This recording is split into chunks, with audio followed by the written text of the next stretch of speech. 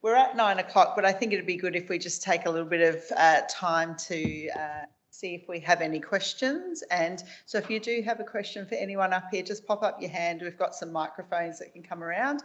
And of course, those people at home can ask questions via the chat, which I can read out.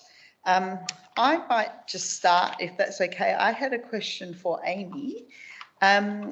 With your program, does it only involve the women's and children's, or does it involve babies born at other hospitals like Flinders and Lyle Mac? In theory, it only involves the core group of infants are an infant that has been born here or has had a neonatal admission here. There's some slight flexibility in inclusion criteria that no one should tell anyone about. But we will certainly, there's a few things around the edges, but in particular, we're very willing and would prioritise any referral of an Aboriginal or Torres Strait Islander baby under the age of 12 months that was under any sort of DCP order. We would very much see them for an initial visit, and then we would sort of refer them, link them back in, so they sort of have priority access. And then there's a few other areas, but we're not really big enough to do a lot more than what we're currently doing. But yes, the other areas of health in South Australia should also do our program. And just one other question. I know it's only early days, but are you seeing any other trends with any other ethnicities?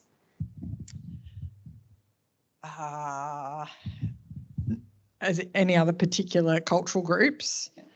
It tends to, I mean, the majority of the children that are in that do tend to be under short-term orders from birth tend to have an antenatal history where there's substance use, particularly methamphetamine, alcohol, and domestic violence. They, very unfortunately tend to sort of, the groups tend to be sort of either sort of Caucasian or we have, overrepresentation of Aboriginal families. So no, and that's not to say that there are many other cultural groups and also, higher socioeconomic groups that I'm sure many things happen in, but we don't see that. Yeah. Okay. Do we have any other questions? I was just wondering how you facilitate getting the ASQs done for those children through that clinic setting environment. How do you facilitate that out to the parents or the caregiver in that situation? So our CAFS Enhanced Care nurse colleagues already do the ASQs. So at the beginning of the program, when it was sort of just me, I would very much connect with my CAFS colleagues and they would send me, and they still do send us the ASQs because we're trying not to duplicate things, but in partnership, and if they've got a concern they can flag it early. Yep.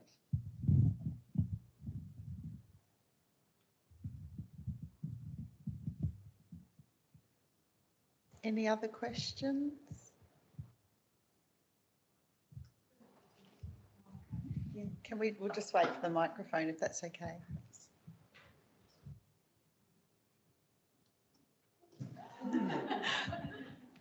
So Monica, the women that you interviewed, I was just interested to know how they felt about the potential for FGM to happen to their daughters and whether or not that was something that they felt that they could protect, or if, how they, Yeah, that's a great question. So the women that I interviewed, they all spoke about feeling so safe to be in Australia, in a place that it's not necessary to have FGMC.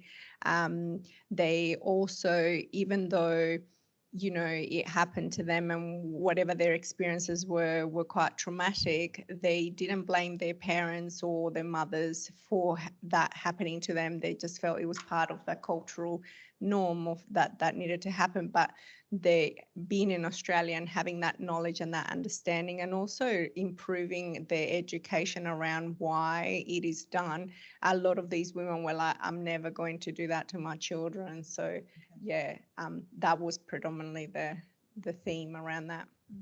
And if you felt that maybe there was an infant that might be at risk of having FGM through the interviews, how do you go about stopping that? Like, how do you report that that is a risk? Yeah, so do you mean in my interviews that I conducted, or as when you're talking to any woman? Yeah, if we are talking to women. We are mandated to report it as part of our mandatory practices. However, how we approach that can be very difficult, and the clinicians that I have spoken to about that, they felt that they didn't know what to do. So we have to report it. It is part of our guidelines. But the thing is, it's about education, I think, and that's really important to educate families. I know of a case in Western Australia that is currently happening where a mother, newly migrant, went to her GP to ask for circumcision for her daughter. And the GP immediately reported her, and like they took her, like it became a criminal case.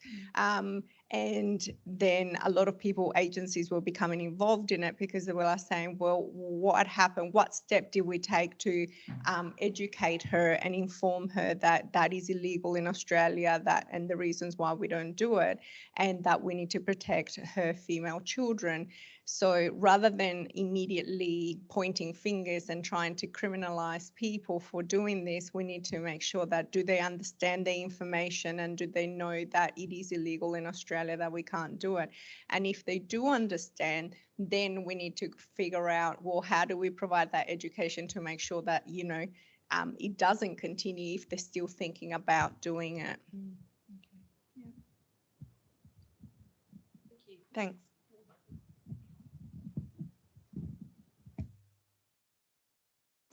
Were there any questions from the people at home? Or any other questions from here in the room? Okay, well, once again, I'd like you to all thank very much our speakers. It's incredibly brave for anyone to have to get up and do public speaking. And we certainly appreciate the time and effort that you've all put in. I would also encourage you all to please fill out the feedback form. This committee obviously takes into account all the suggestions. We only know what to provide to you if you tell us what you would like to hear about. So I would encourage you all to please do the feedback forms. I think other than that, it's, yes, I've got presents to give out to the speakers, not to all you guys, sorry. But once again, thank you all for coming. And, oh, sorry, we've got one more question. Oh yeah, I'll get someone like my 12-year-old to put the QR code back up. Thank you all for coming, and we'll look forward to seeing everyone next year.